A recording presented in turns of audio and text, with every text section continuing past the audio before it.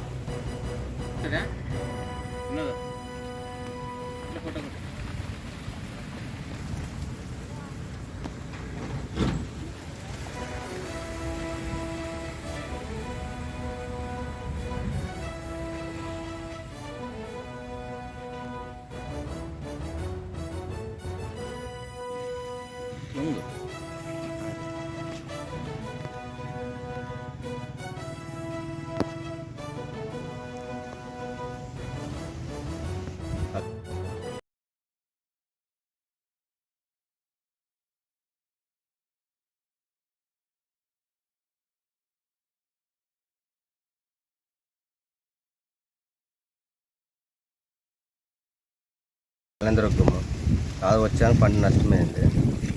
2 ఎకరాలు కళ్యాణదుర్గమ్మ 3.5 లక్షలు పెట్టుబడి పెట్టిన. మాకు అది సాయం చేయాలి రైతుకి ప్రభుత్వం సాయం చేయాలి రైతులు.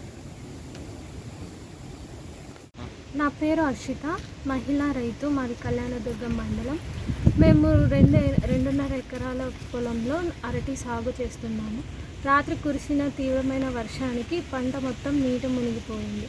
కావున ప్రభుత్వం మాకు నష్టపరిహారం అందించాలని కోరుకుంటున్నాను.